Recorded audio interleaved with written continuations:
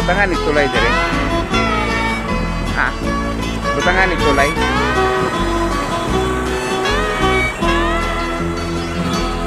Dire may kaliguanan sa una.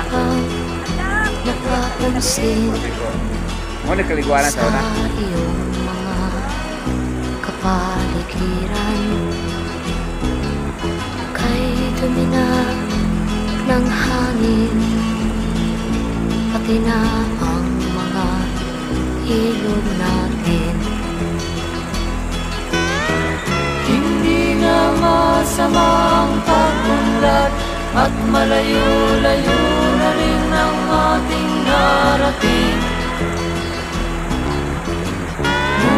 Masdan mo ang tubig sa dagat, dati kulay asul, ngayon'y naging itim.